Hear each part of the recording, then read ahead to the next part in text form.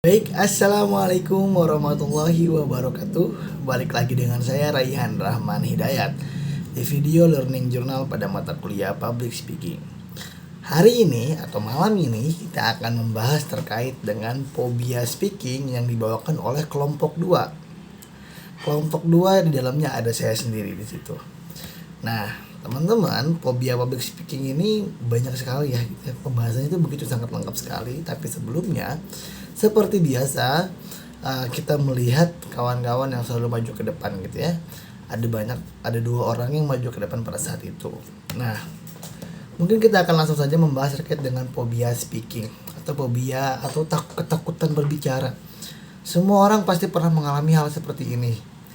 Jujur saja, orang yang sering berulang kali melakukan kegiatan public speaking pasti ada rasa yang namanya ketakutan atau cemas. Kita bahas definisinya. Demam panggung. Nah, ini kan istilahnya daripada fobia speaking adalah demam panggung.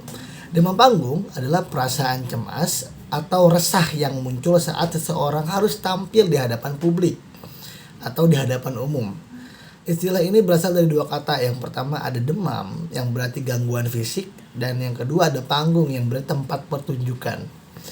Jadi demam panggung bukan yang hanya mempengaruhi kondisi jasmani, tapi mengganggu pola pikir juga gitu ya. Akibatnya seseorang bisa kehilangan konsentrasi, lupa materi yang sudah disiapkan, bahkan merasa stres gitu. Hal ini terjadi karena adanya konflik dalam jiwa yang mengganggu keseimbangan mental dan emosional saat berbicara di hadapan publik. Nah, ini yang dirasakan gitu, gangguan mental, emosional pada saat kita melaksanakan public speaking. Maka disebut dengan demam panggung tadi. Semua orang pasti pernah merasakan namanya demam panggung sih. Walaupun ada banyak cara mengatasinya gitu ya. Nah, ciri-ciri yang ditimbulkan, ciri-ciri gejala fisik demam panggung. Nah, yang pertama ada detak jantung yang sangat cepat. Nah, gitu. Jadi detak jantungnya cepat banget gitu, nggak seperti biasanya atau nggak normal. Yang kedua, kadang lututnya gemeter. Saking ngerasa takutnya, saking ngerasa cemasnya, lutut sampai gemeter. Yang ketiga, suara bergetar. Yang keempat, ada gelombang hawa panas atau perasaan ingin pingsan. Kayak keringetan dingin gitu ya, keringat dingin, kayak panas, ataupun perasaan yang saking cemasnya pengen kayak rasanya pingsan gitu tuh.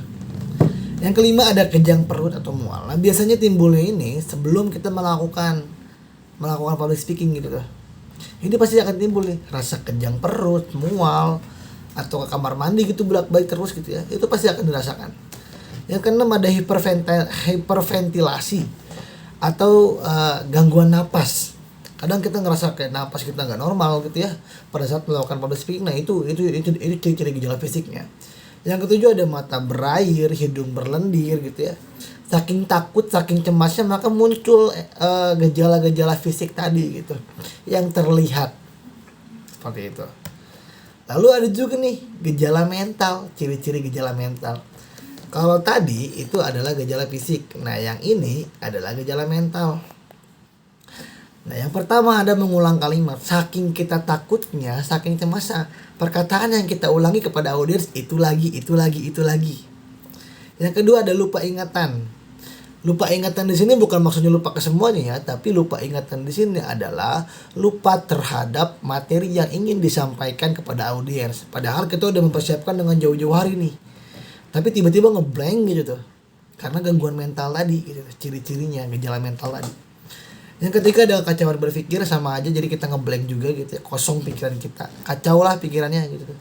Yang keempat ada pikiran tersumbat. Sama aja mungkin ada kacau berpikir dan pikiran tersumbat saking ngeblanknya gitu ya, maka muncul lupa ingatan tadi. Lalu ada ciri-ciri gejala emosional. Nah, kalau tadi ya fisik, mental, ini ada yang ketiga adalah gejala emosional. Yang pertama ada takut tampil, rasa tidak mampu, kehilangan kendali, malu dan rasa panik gitu ya. Gejala saling mempengaruhi satu sama lain. Jadi mulai dari gejala fisik, mental, dan emosional, ini satu kesatuan yang tidak bisa dipisahkan. Pasti akan muncul di saatan yang berbeda gitu. Kalau misalkan tadi kejang perut, sakit mual gitu ya, muncul sebelum kita melakukan biasanya. Kalau yang lupa ingatan biasanya atau mengulang kalimat di saat kita presentasi. Lalu rasa takut atau tampil ini ke saat kita kayak rasa malu ini tumbuh ketika kita sedang mempresentasikan gitu. Nah, ini saling berkaitan, teman-teman. Nah, bagaimana sih cara mengatasinya? Cara mengatasinya di sini, kegugupan adalah pengalaman yang umum dialami oleh banyak orang saat berbicara di hadapan umum. Mengatasi kegugupan memerlukan pemahaman mendalam tentang sumber kecemasan dan penerapan strategi yang dapat membantu pembicara meraih ketenangan dan kepercayaan diri yang positif. Yang pertama ada persiapan yang maksimal. Ini pasti penting banget, teman-teman, untuk kita terhindar dari yang namanya gejala-gejala demam panggung. Yang kedua, berlatih berulang. Nah, siapin, berlatih, lalu menyadari kegugupan itu adalah normal. Di saat kita gugup, itu normal, teman-teman. Jangan dianggap sebagai gangguan gitu. Kalau kita sudah mempersiapkan, berlatih, menyadari, nah ini udah satu kesatuan yang bagus, teman-teman. Nah, yang ketiga, positive self-talk atau afirmasi positif. Kuatkan dalam diri teman-teman ketika ingin menyampaikan, saya siap, saya mampu, saya ingin memberikan yang terbaik. Agar diri kita memiliki afirmasi positif yang baik pada audiens nantinya.